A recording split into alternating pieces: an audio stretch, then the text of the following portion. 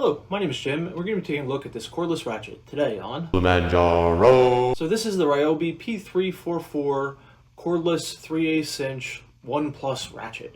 So it's a bit of a mouthful. It's just a cordless ratchet that runs on Ryobi's 18-volt batteries. It's the same batteries that they use in a plethora of different tools. It'll take these 2 amp hour batteries or the larger 4 amp hour batteries. Any of the big 1+ batteries that Ryobi makes will fit in this without a problem. So this is a cordless ratchet.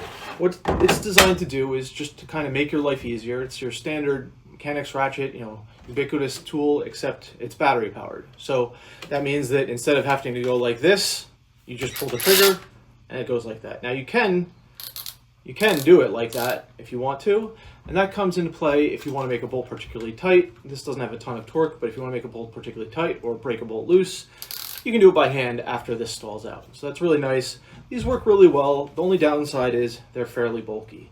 And we'll talk about this in a little bit, but that's kind of this unit's downfall here. Let's talk about what you get here. So you get the cordless ratchet.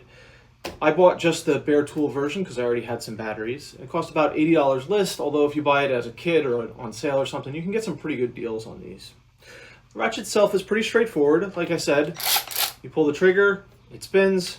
To flip it around, you flip the top of the ratchet as you would a manual ratchet back and forth to turn it from clockwise to counterclockwise. It's got 2 LEDs to help you see what you're doing, one on this side, one on this side.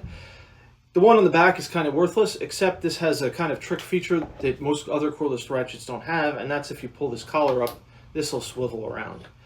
Now, it's nice, but the reason that it needs to have that is because the battery sticks out so far. So if you're trying to get in on something that's down here, this might get in the way. In fact, this ends up getting in the way an awful lot of the time here. One thing they've also done to mitigate that is they've included a little 3/8 inch extension on the bottom here. Lives on the bottom. Very convenient to have that on here. It's something that most manufacturers seem to have gone away from including on tool storage, but I find having this pretty handy. There's been a number of times where I'm in the middle of something, I'm bent over an engine, whatever, and I just can't reach. I really need a little extension. It's on there, so very convenient to have.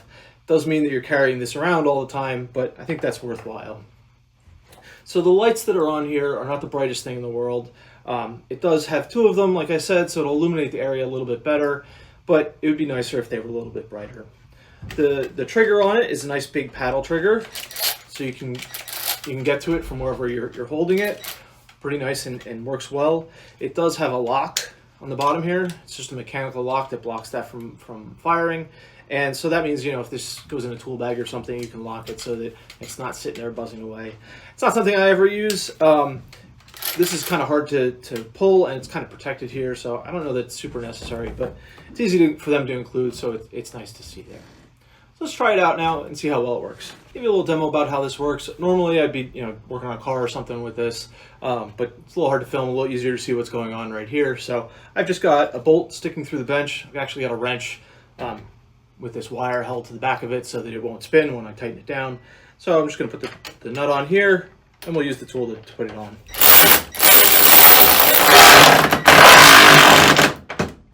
So you see, it just runs the tool on, and then it stalls, and you can see the lights start to blink a little bit. And then if I want to tighten it more, I can pull on it to tighten it more. Now, if I want to loosen it, same thing. I flip the little lever on the ratchet, and then just pull the trigger. Same thing, if it's too tight, you can push on it. It's a little, the battery being on the back is not the greatest because that's where you want to push the most.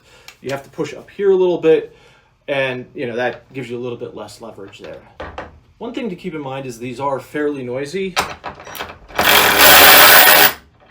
It's not the end of the world, but it is something to keep in mind. If you're using a manual ratchet, it's a nice quiet vent, but these can make quite a racket, particularly if they're inside a bunch of metal that the sound kind of reverberates on.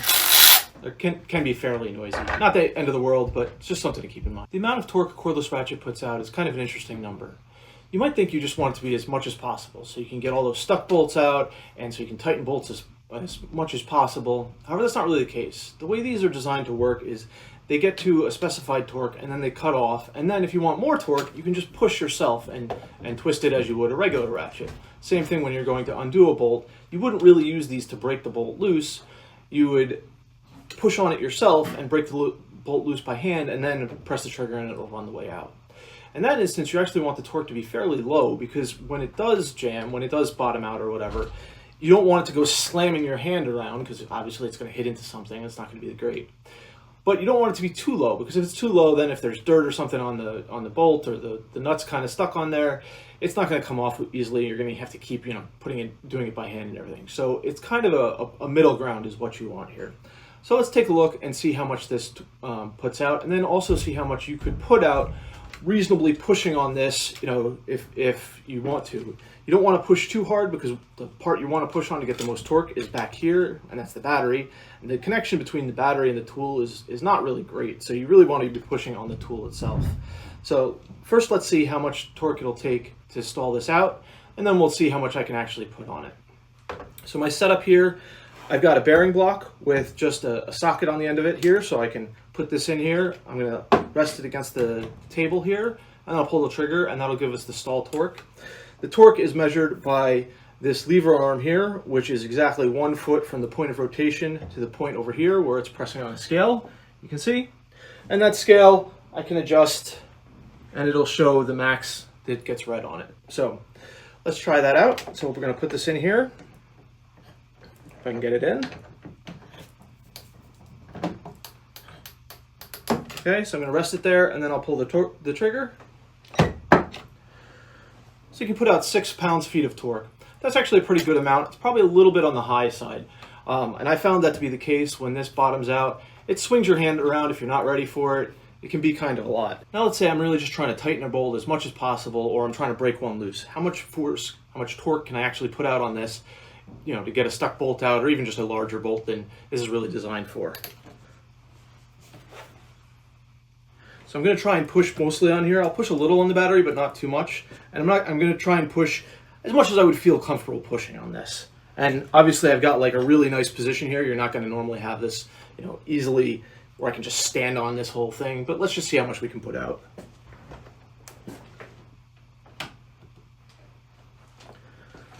So I can put out 70 foot-pounds without feeling like I'm going to break it. I'm sure I could go higher, but 70 foot-pounds is a lot for a cordless ratchet like this. So you shouldn't have any problem, you know, being able to break reasonably sized nuts loose or tighten them as much as you want with this. Cordless ratchets are really convenient to have. They make it go faster, and it's just a lot less irritating to do a job. If you have one of these, you don't have to worry about an air compressor or air line getting in the way if you're used to using an air ratchet. Bigger problem with them though is they're big and bulky, and that's really the Ryobi's downfall. It's particularly large, particularly the battery at the bottom that sticks out. Now Ryobi, with their little nub up here, they were kind of in a bind. That's kind of how they had to do it. There wasn't really another choice for them, but it means that this is just less useful than it normally would be. Also, because this is an 18-volt tool, it's heavier than it probably needs to be, and that can be a little irritating if you're using it all day. Now with the swiveling head, that does mitigate that to some extent, so you can generally get it into tighter places, but the rest of it just kind of gets in the way a lot. For comparison, this is the Milwaukee 3/8 inch ratchet. Now the top parts are identical actually. Milwaukee and Ryobi are owned by the same company, and this part up here, that's the same part. But everything else from the bottom is just way bigger on the Ryobi. The casing around here, this part here sticks out farther, and then of course the battery is just huge compared to the Milwaukee one. Now, of course, if you already have the Ryobi batteries and you don't have the Milwaukee batteries, Ryobi is a perfectly serviceable tool. It's going to work, you know, 90% as well as the Milwaukee or any of the other ones, and it's probably a lot less expensive. If you happen to have the Milwaukee M12 batteries or the DeWalt batteries, you probably want to go with one of those, but if the Ryobi batteries are the ones you have, this works out really well. Build quality on it is pretty good. The parting lines on the mold, not the greatest. In general, it's a little bit lesser of a build quality than something like a Milwaukee or DeWalt, but it's still quite good. And it hasn't given me any problems in the 6 months or so that I've been using it. So that's all I have for you today. Thanks for watching.